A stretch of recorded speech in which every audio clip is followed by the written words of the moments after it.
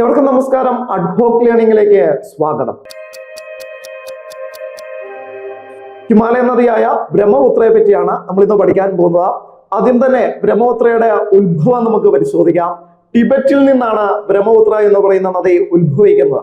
ഇതിനു മുമ്പ് നമ്മൾ പറഞ്ഞിട്ടുണ്ടായിരുന്നു, സിന്ധു എന്ന് പറയുന്ന നദി ഉത്ഭവിക്കുന്നത് ടിബറ്റിൽ നിന്ന് തന്നെയാണ്. ടിബറ്റിലെ ബൊഗാർച്ചു ഹിമാനിയിൽ നിന്ന് ഉത്ഭവിക്കുന്ന നദിയാണ് സിന്ധു എന്ന് പറയുന്നത്. എന്നാൽ ബൊഗാർച്ചു ഹിമാനിയിൽ നിന്ന് വ്യത്യസ്തമായി കൈലാസ പർവ്വതത്തിലെ ചമയുങ്തുങ് ഹിമാനിയിൽ നിന്ന് ഉത്ഭവിക്കുന്ന നദിയാണ് ബ്രഹ്മപുത്ര എന്ന് പറയുന്നത്. ഹിമാലയൻ നദികളിൽ പലപ്പോഴും നമ്മൾ കണ്ടുവരാറുള്ളത് സ്ത്രീകളുടെ പേരുകളായിരുന്നു.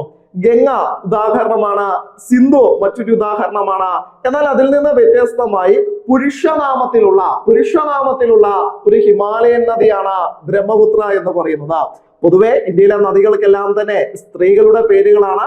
അതിൽ നിന്ന് വ്യത്യസ്തമായി പുരുഷനാമധേയത്തിലുള്ള ഒരു നദിയാണ് ബ്രഹ്മപുത്ര എന്ന് പറയുന്നത്. അപ്പോൾ ബ്രഹ്മപുത്രയുടെ ഉത്ഭവമാണ് നമ്മൾ പഠിച്ചത്. ടിബറ്റിലാണ്. ടിബറ്റിലെ മാനസരോവർ തടാകത്തിന് അടുത്തുള്ള കൈലാസ പർവ്വത നിരയിലെ ചമയുങ്തുങ് ഹിമാനിയിൽ നിന്ന് ഉത്ഭവിക്കുന്ന നദിയാണ് ബ്രഹ്മപുത്ര എന്ന് പറയുന്നത്. കൈലാസ പർവ്വതത്തെ ടിബറ്റുകാർ വിളിക്കുന്ന പേര് കാങ്ക റിംപോച്ചെ എന്നാണ്. കൈലാസ പർവ്വതം ടിബറ്റിൽ അറിയപ്പെടുന്ന പേരാണ് കാങ്ക റിംപോച്ചെ. ബ്രഹ്മപുത്രയിലേക്ക് വരുന്ന സമയത്ത് ബ്രഹ്മപുത്രയുടെ ആകെ നീളം എന്ന് പറയുന്നത്, ബ്രഹ്മപുത്ര നദി ഒഴുകുന്ന ആകെ നീളം എന്ന് പറയുന്നത് 2900 കിലോമീറ്റർ ആണ്. 2900 കിലോമീറ്റർ നീളമുള്ള നദിയാണ് ബ്രഹ്മപുത്ര എന്ന് പറയുന്നത്. ഈ 2900 കിലോമീറ്ററിൽ ബ്രഹ്മപുത്ര നദി ഇന്ത്യയിലൂടെ ഒഴുകുന്നത്, ഇവിടെ മുതൽ ഇവിടെ വരെ, ഇതാണ് ഇന്ത്യയുടെ ഭൂപ്രദേശം എന്ന് പറയുന്നത്. ഇന്ത്യയിലൂടെ ഒഴുകുന്ന ദൂരമാണ് 916 കിലോമീറ്റർ. ബ്രഹ്മപുത്ര നദി ഇന്ത്യയിലൂടെ ഒഴുകുന്ന ദൂരം 916 കിലോമീറ്റർ ആണ്. ബ്രഹ്മപുത്രയുടെ ആകെ നീളം എന്ന് പറയുന്നത് 2900 കിലോമീറ്റർ ആണ്. ഇനി ബ്രഹ്മപുത്ര നദി ഒഴുകുന്നത് പ്രധാനമായും 3 രാജ്യങ്ങളിലൂടെയാണ്. അതിൽ ഒന്നാമത്തെ രാജ്യം എന്ന് പറയുന്നത് ടിബറ്റാണ്. ടിബറ്റ് ഒരു രാജ്യമായിട്ട് പരിഗണിക്കുന്നില്ല. ടിബറ്റ് ചൈനയുടെ അധീനതയിലുള്ള ഒരു പ്രദേശമാണ്. അതുകൊണ്ട് ചൈന എന്ന് നമുക്ക് പറയാം. 2 അത് നമ്മളാണ്, ഇന്ത്യയാണ്. മൂന്നാമത്തെ രാജ്യം എന്ന് പറയുന്നത് ബംഗ്ലാദേശ് ആണ്. അപ്പോൾ ബ്രഹ്മപുത്ര എന്ന് പറയുന്ന നദി ഒഴുകുന്നത് 3 രാജ്യങ്ങളിലൂടെയാണ്. ചൈന, ഇന്ത്യ, ബംഗ്ലാദേശ് തുടങ്ങിയ രാജ്യങ്ങളിലൂടെ ഒഴുകുന്ന ഹിമാലയൻ നദിയാണ് ബ്രഹ്മപുത്ര എന്ന് പറയുന്നത്. ഇന്ത്യയിലേക്ക് കടന്നു വരുന്ന സമയത്ത് ഇന്ത്യയിലെ ആകെ 2 സംസ്ഥാനങ്ങളിലൂടെയാണ്, രണ്ട് സംസ്ഥാനങ്ങളിലൂടെ മാത്രമേ ബ്രഹ്മപുത്ര നദി ഒഴുകുന്നുള്ളൂ. അതിൽ ആദ്യത്തെ സംസ്ഥാനം എന്ന് പറയുന്നത് അരുണാചൽ പ്രദേശ് ആണ്. രണ്ടാമത്തെ സംസ്ഥാനം എന്ന് പറയുന്നത് ആസാമാണ്. അരുണാചൽ പ്രദേശിലൂടെയും ആസാമിലൂടെയും മാത്രമാണ് ബ്രഹ്മപുത്ര നദി ഇന്ത്യയിലൂടെ ഒഴുകുന്നത്. ബ്രഹ്മപുത്രയുടെ പ്രധാനപ്പെട്ട പോയിന്റുകളിലേക്ക് വരുന്ന സമയത്ത് നമുക്ക് പറയാം, ഏറ്റവും കൂടുതൽ ജലം ഉൾക്കൊള്ളുന്ന ഹിമാലയൻ നദിയാണ് ബ്രഹ്മപുത്ര എന്ന് പറയുന്നത്. ഹിമാലയൻ നദികളായിട്ടുള്ള സിന്ധുവിനെയും ഗംഗയും വെച്ച് താരതമ്യപ്പെടുത്തുമ്പോൾ ഏറ്റവും കൂടുതൽ ജലം വഹിക്കുന്ന ഹിമാലയൻ നദിയാണ് ബ്രഹ്മപുത്ര എന്ന് പറയുന്നത്. ഏറ്റവും ആഴം കൂടിയ ഹിമാലയൻ നദിയാണ്. മറ്റുള്ള നദികളുമായി നമ്മൾ താരതമ്യപ്പെടുത്തുമ്പോൾ ഏറ്റവും ആഴം കൂടിയ ഹിമാലയൻ നദിയും ബ്രഹ്മപുത്ര തന്നെയാണ്. ഹിമാലയൻ നദികളിൽ ഏറ്റവും മലിനീകരണം കുറഞ്ഞ ഹിമാലയൻ നദി കൂടിയാണ് ബ്രഹ്മപുത്ര. അപ്പോൾ നമുക്ക് ചേർത്ത് വെച്ച് പഠിക്കണം, ഏറ്റവും മലിനീകരണം കൂടുതലുള്ള ഹിമാലയൻ നദി ഗംഗയാണ്. ഏറ്റവും മലിനീകരണം കുറഞ്ഞ ഹിമാലയൻ നദിയാണ് ബ്രഹ്മപുത്ര എന്ന് പറയുന്നത്. ബ്രഹ്മപുത്ര നദിയെ വിളിക്കുന്ന മറ്റൊരു പേരാണ് ലൗഹിത്യ എന്നറിയപ്പെടുന്ന നദിയാണ് ബ്രഹ്മപുത്ര. ഇന്ത്യയിലെ ചുവന്ന നദി എന്നറിയപ്പെടുന്നത് ബ്രഹ്മപുത്രയാണ്. അപ്പോൾ ബ്രഹ്മപുത്ര നദിക്ക് 2 പേരുകൾ ഓർത്തു വെക്കുക. ലൗഹിത്യ എന്നറിയപ്പെടുന്ന നദി ബ്രഹ്മപുത്രയാണ്. ഇന്ത്യയിലെ ചുവന്ന നദി എന്നറിയപ്പെടുന്ന നദി ബ്രഹ്മപുത്രയാണ്. ഗംഗയും ബ്രഹ്മപുത്രയും സൃഷ്ടിക്കുന്ന മനോഹരമായിട്ടുള്ള ഡെൽറ്റ പ്രദേശമാണ് സുന്ദർബൻസ് എന്ന് പറയുന്നത്. ഗംഗയും ബ്രഹ്മപുത്രയും സൃഷ്ടിക്കുന്ന മനോഹരമായിട്ടുള്ള ഡെൽറ്റ പ്രദേശമാണ് സുന്ദർബൻസ് ഡെൽറ്റ പ്രദേശം 2 രാജ്യങ്ങളിലായിട്ടാണ് വ്യാപിച്ചു കിടക്കുന്നത്, ഇന്ത്യയിലും ബംഗ്ലാദേശിലുമാണ്. ഇന്ത്യയിലെ സുന്ദർബൻസ് ഡെൽറ്റ പ്രദേശത്ത് ഏറ്റവും കൂടുതൽ സ്വാധീനം ചെലുത്തുന്നത് ഗംഗയാണെങ്കിൽ ബംഗ്ലാദേശിലെ സുന്ദർബൻസ് ഡെൽറ്റ പ്രദേശത്ത് ഏറ്റവും കൂടുതൽ സ്വാധീനം ചെലുത്തുന്നത് ബ്രഹ്മപുത്രയാണ് എന്നുള്ള കാര്യം കൂടി ഇവിടെ നിങ്ങൾ ഓർത്തു വെച്ചേക്കുക. ഇനിയും ബ്രഹ്മപുത്രയുടെ ഉത്ഭവ സ്ഥാനത്തിലേക്ക് പോവുകയാണെങ്കിൽ ടിബറ്റിലെ മാനസരോവർ തടാകത്തിനടുത്തുള്ള ചമയുങ്തുങ് ഹിമാനിയിൽ നിന്നാണ് ഉത്ഭവിക്കുന്നത് എന്ന് നമ്മൾ പഠിച്ചു. ആ ചമയുങ്തുങ് ഹിമാനിയുടെ പ്രദേശങ്ങളിൽ അല്ലെങ്കിൽ ടിബറ്റില് ബ്രഹ്മപുത്ര നദി അറിയപ്പെടുന്ന പേരാണ് സാങ്ബോ എന്ന സാങ്ബോ എന്ന ഒരു ടിബറ്റൻ നെയിമാണ്. സാങ്ബോ എന്ന ബ്രഹ്മപുത്ര നദി അറിയപ്പെടുന്ന ഭൂപ്രദേശമാണ് അല്ലെങ്കിൽ രാജ്യമാണ് ചൈന അല്ലെങ്കിൽ ടിബറ്റ് എന്ന് പറയുന്നത്.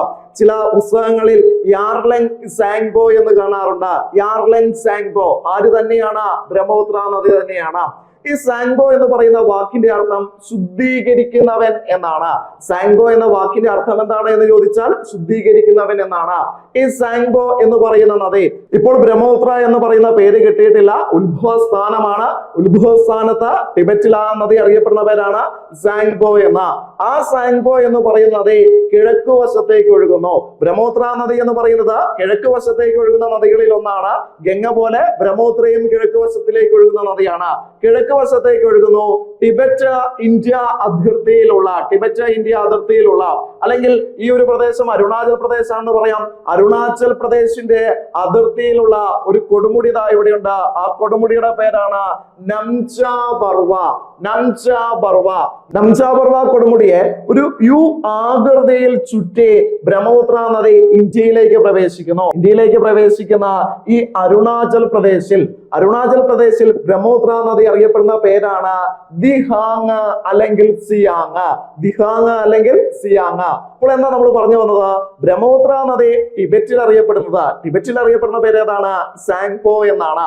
ആ ടിബറ്റിൽ അറിയപ്പെടുന്ന നദി നംചാ ബർവ കൊടുമുടിയെ ചുറ്റി അരുണാചൽ പ്രദേശിലേക്ക് വരുന്ന സമയത്ത് അല്ലെങ്കിൽ ഇന്ത്യയിലേക്ക് പ്രവേശിച്ച സമയത്ത് ആ നദിയെ വിളിക്കുന്ന പേരാണ് ദിഹാങ് അല്ലെങ്കിൽ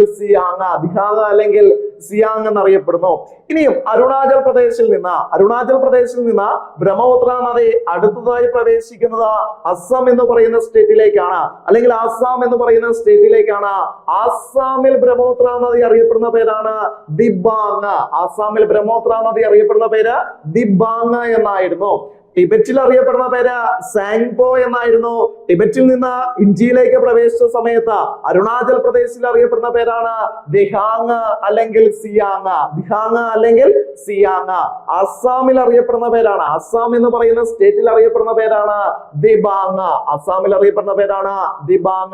ഈ ആസാമിൽ പ്രവേശിച്ച ദിബാങ് എന്ന് പറയുന്ന നദിയിൽ, യഥാർത്ഥത്തിൽ ദിബാങ് എന്ന് പറയുന്ന നദി ആരാണ്? ബ്രഹ്മപുത്രയാണ്. ആ ദിബാങ് എന്ന് പറയുന്ന നദിയോടുകൂടി മറ്റൊരു നദി വന്നു ചേരുന്നു, ഒരു പോഷക നദിയാണ്.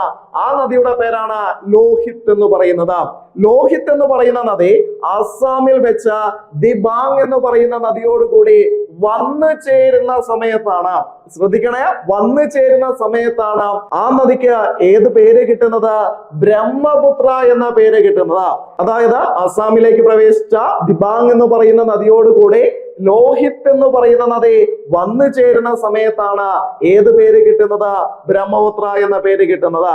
യഥാർത്ഥത്തിൽ ബ്രഹ്മപുത്ര എന്ന് പറയുന്ന നദി ബ്രഹ്മപുത്ര എന്ന പേരിൽ ഒഴുകുന്ന ഭൂപ്രദേശം ആസാം മാത്രമാണ്. കാരണം ടിബറ്റിൽ അതിന്റെ പേര് സാങ്പോ എന്നാണ്, അരുണാചൽ പ്രദേശിൽ അതിന്റെ പേര് ദിഹാങ് അല്ലെങ്കിൽ സിയാങ് എന്നാണ്. അസാമിലാണ് ഏത് പേരിൽ അറിയപ്പെടുന്നത്? ബ്രഹ്മപുത്ര എന്ന പേരിൽ അറിയപ്പെടുന്നത്. ഇവിടെ ഓർത്തു വയ്ക്കേണ്ട 2 പോയിന്റുകളുണ്ട്, പ്രധാനപ്പെട്ട പോയിന്റുകളാണ്, പലപ്പോഴും മത്സര പരീക്ഷകളിൽ കണ്ടുവരാറുള്ള പോയിന്റുകളാണ്. അസാമിന്റെ ദുഃഖം എന്നറിയപ്പെടുന്നത് ബ്രഹ്മപുത്രയാണ്. The lifeline of Assam, അസാമിന്റെ ജീവരേഖ എന്നറിയപ്പെടുന്നത് ഏത് തന്നെയാണ്? ബ്രഹ്മപുത്രയാണ്. അങ്ങനെ ബ്രഹ്മപുത്ര നദി ആസാമിന്റെ താഴ്വരകളിലൂടെ ഒഴുകുന്നു. ഒഴുകി ബ്രഹ്മപുത്ര നദി അടുത്ത രാജ്യത്തിലേക്ക് പ്രവേശിക്കുന്നു. ആ രാജ്യമാണ് ബംഗ്ലാദേശ് എന്ന് പറയുന്നത്. ബംഗ്ലാദേശിലേക്ക് ബ്രഹ്മപുത്ര നദി പ്രവേശിക്കുന്നത് അസാമിലെ ധൂബ്രി എന്ന് പറയുന്ന സ്ഥലത്തൂടെയാണ്. ബ്രഹ്മപുത്ര നദി ബംഗ്ലാദേശിലേക്ക് പ്രവേശിക്കുന്നത് അസാമിലെ ധൂബ്രിയിലൂടെയാണ് ബ്രഹ്മപുത്ര നദി ഏത് രാജ്യത്തിലേക്ക് പ്രവേശിക്കുന്നത്?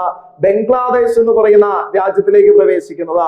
ആ ബംഗ്ലാദേശിൽ വെച്ച ബ്രഹ്മപുത്ര നദിയോടുകൂടി മറ്റൊരു നദി വന്നു ചേരുന്നു. ആ നദിയുടെ പേരാണ് ടീസ്ത എന്ന് പറയുന്ന നദി. ടീസ്ത നദിയെ പറ്റി കുറച്ച് കൂടുതൽ കാര്യങ്ങൾ നമുക്ക് പഠിക്കാനുണ്ട്. അത് നമ്മൾ പിന്നീട് പഠിച്ചു പോകും. ഇപ്പോൾ ടീസ്ത വന്നു ചേരുന്നു ബ്രഹ്മപുത്ര എന്ന് പറയുന്ന നദിയോടുകൂടി. അതോടുകൂടി ബ്രഹ്മപുത്രയുടെ പേര് ചെറുതായിട്ടൊന്ന് മാറുന്നു. ഇപ്പോൾ കിട്ടിയ പുതിയ പേരാണ് ജമുന എന്ന് പറയുന്നത്. അതായത് ജമുന എന്ന് പറയുന്ന പേര് ബ്രഹ്മപുത്രയ്ക്ക് കിട്ടുന്നത് എവിടെ വെച്ചാണ്? ബംഗ്ലാദേശിൽ വെച്ചാണ്. ഏത് നദിയുമായി വന്ന് ചേരുമ്പോഴാണ്? ടീസ്ത എന്ന് പറയുന്ന നദി ബ്രഹ്മപുത്ര എന്ന് പറയുന്ന നദിയോടുകൂടി ചേരുമ്പോഴാണ്. അപ്പോൾ ബ്രഹ്മപുത്ര നദി ബംഗ്ലാദേശിൽ അറിയപ്പെടുന്ന പേരാണ് ജമുന എന്ന് പറയുന്നത്. ഇപ്പോൾ ജമുനയായി ഈ ജമുന എന്ന് പറയുന്ന നദിയോടുകൂടി ഒരു നദി വന്ന് ചേരുന്നു. ആ നദിയുടെ പേരാണ് പത്മ എന്ന് പറയുന്നത്. യഥാർത്ഥത്തിൽ പത്മ ആരാണ്? ഇന്ത്യയിൽ നിന്ന് പോയ ഗംഗ ബംഗ്ലാദേശിൽ അറിയപ്പെടുന്ന പേരാണ് പത്മ എന്ന് പറയുന്നത്. അങ്ങനെ പത്മയും ജമുനയും, പത്മ എന്ന് പറഞ്ഞാൽ ഗംഗയാണ്, ജമുന എന്ന് പറഞ്ഞാൽ ബ്രഹ്മപുത്രയാണ്. ഇവര് ഒന്നു ചേരുമ്പോൾ പുതുതായി ലഭിക്കുന്ന പേരാണ് മേഘ്ന എന്ന് പറയുന്നത്. ഇവര് രണ്ടുപേരും കൂടെ ഒന്നു ചേരുമ്പോൾ ലഭിക്കുന്ന പേരാണ് ഏത്? മേഘ്ന എന്ന് പറയുന്നത്. ആ മേഘ്ന നദി ഒഴുകി എവിടെ പതിക്കുന്നു? ബേ ഓഫ് ബംഗാളിൽ പതിക്കുന്നു, അല്ലെങ്കിൽ ബംഗാൾ ഉൾക്കടലിൽ പതിക്കുന്നു. ബ്രഹ്മപുത്ര എവിടെയാണ് പതിക്കുന്നത് എന്ന് ചോദിച്ചാൽ ബംഗാൾ ഉൾക്കടലാണ്. ഇതാണ് ആരുടെ യാത്ര എന്ന് പറയുന്നത്? ബ്രഹ്മപുത്ര എന്ന് പറയുന്ന നദിയുടെ യാത്ര എന്ന് പറയുന്നത്. ടിബറ്റിൽ നിന്ന് ഉത്ഭവിക്കുന്നു. ടിബറ്റിലെ പേരാണ് സാങ്പോ എന്ന് പറയുന്നത്. അത് അരുണാചൽ പ്രദേശിലൂടെ ഇന്ത്യയിലേക്ക് പ്രവേശിക്കുമ്പോൾ കിട്ടുന്ന പേരാണ് ദിഹാങ് അല്ലെങ്കിൽ സിയാങ് എന്ന് പറയുന്നത്. അസ്സാമിലൂടെ ഒഴുകിയെത്തുമ്പോൾ പോഷക നദിയായിട്ടുള്ള ലോഹിത്ത് വന്നു ചേരുന്നു. ലോഹിത്ത് വന്നു ചേരുമ്പോൾ കിട്ടുന്ന പേരാണ് ബ്രഹ്മപുത്ര എന്ന് പറയുന്നത്. ആ ബ്രഹ്മപുത്ര എന്ന് പറയുന്നത് ബംഗ്ലാദേശിലേക്ക് പ്രവേശിക്കുന്ന സമയത്ത് ടീസ്ത എന്ന് പറയുന്ന നദി വന്നു ചേരുന്നു. അപ്പോൾ ലഭിക്കുന്ന പുതിയ പേരാണ് ജമുന എന്ന് പറയുന്നത്. ജമുനയോടുകൂടി പത്മ വന്ന് ചേരുമ്പോഴാണ് ഏത് പേര് കിട്ടുന്നത്? മേഘ്ന എന്ന പേര് കിട്ടുന്നത്. മേഘ്ന നദി ബംഗ്ലാദേശിലൂടെ ഒഴുകി എവിടെ പതിക്കുന്നു? ബേ ഓഫ് ബംഗാളിൽ പതിക്കുന്നു. ഇനി ബ്രഹ്മപുത്രയുമായി ബന്ധപ്പെട്ട പറയുമ്പോൾ പ്രധാനപ്പെട്ട മറ്റൊരു കാര്യം കൂടി നമുക്ക് പറയേണ്ടതുണ്ട്. ബ്രഹ്മപുത്രയുടെ തീരത്തുള്ള പ്രധാനപ്പെട്ട നഗരങ്ങൾ, അതിൽ ഏറ്റവും പ്രധാനപ്പെട്ട നഗരമാണ് ദിബ്രുഗഡ് എന്ന് പറയുന്നത്. ദിബ്രുഗഡ് എവിടെയാണ്? അസ്സാമിലാണ് ദിബ്രുഗഡ് എന്ന് പറയുന്നത്. രണ്ടാമത്തെ നഗരമാണ് ഗുവാഹത്തി. ഗുവാഹത്തി എന്ന് പറയുന്നത് അസ്സാമിലാണ് ഗുവാഹത്തി സ്ഥിതി ചെയ്യുന്നത്. ഗുവാഹത്തിക്ക് ഒരു പ്രാധാന്യമുണ്ട്. വടക്ക് കിഴക്കൻ നഗരങ്ങളിൽ, വടക്ക് കിഴക്കൻ ഇന്ത്യയിലെ ഏറ്റവും വലിയ നഗരമാണ് ഗുവാഹത്തി എന്ന് പറയുന്നത്. കിഴക്കിന്റെ പ്രകാശ നഗരം എന്നറിയപ്പെടുന്ന നഗരവും ഏതാണ്? ഗുവാഹത്തിയാണ്. ഇനി ഗുവാഹത്തിയില് വളരെ പ്രശസ്തമായിട്ടുള്ള ഒരു ക്ഷേത്രമുണ്ട്. ആ ക്ഷേത്രത്തിന്റെ പേരാണ് ഉമാനന്ദ ക്ഷേത്രം. ഉമാനന്ദ ക്ഷേത്രം എവിടെയാണ് എന്ന് ചോദിച്ചിട്ടുണ്ടെങ്കിൽ അത് ഗുവാഹത്തിയിലാണ്. ഏത് സ്റ്റേറ്റിലാണ്? അസ്സാമിലാണ്. അപ്പോൾ അസ്സാമിലെ ഗുവാഹത്തി ഏത് നദിയുടെ തീരത്താണ്? ബ്രഹ്മപുത്രയുടെ തീരത്താണ്. ഇനി മറ്റൊരു നഗരമാണ് അസ്സാമിലെ തേസ്പൂർ എന്ന് പറയുന്നത്. അസ്സാമിലെ തേസ്പൂര് ഏത് നദിയുടെ തീരത്താണ്? ബ്രഹ്മപുത്ര നദിയുടെ തീരത്താണ്. അപ്പോൾ ബ്രഹ്മപുത്ര നദിയുടെ തീരത്തുള്ള പ്രധാനപ്പെട്ട 3 നഗരങ്ങളാണ് ദിബ്രുഗഡ്, ഗുവാഹത്തി, തേസ്പൂർ എന്ന് പറയുന്നത്. ഗുവാഹത്തിയുടെ പ്രാധാന്യം എന്തായിരുന്നു? വടക്ക് കിഴക്കൻ ഇന്ത്യയിലെ ഏറ്റവും വലിയ നഗരമാണ് ഗുവാഹത്തി എന്ന് പറയുന്നത്. കിഴക്കിന്റെ പ്രകാശ നഗരം എന്നറിയപ്പെടുന്നത് ഗുവാഹത്തിയാണ്. ഒരു പോയിന്റ് കൂടെ ഓർത്തു വെക്കുക. ഇന്ത്യയിൽ ആദ്യമായിട്ടാണ് ഒരു നഗരത്തിന് ഔദ്യോഗികമായ മൃഗം ലഭിക്കുന്നത്. ഇന്ത്യയിൽ ആദ്യമായിട്ട് ഔദ്യോഗിക മൃഗമുള്ള നഗരമാണ് ഗുവാഹത്തി എന്ന് പറയുന്നത്. ഗംഗാ ഡോൾഫിൻ ആണ് ഗുവാഹത്തിയുടെ ഔദ്യോഗിക മൃഗം എന്ന് പറയുന്നത്. അപ്പോൾ ഇത്രയും കാര്യങ്ങൾ ബ്രഹ്മപുത്ര നദിയെ പറ്റി മനസ്സിലാക്കി വെക്കുക.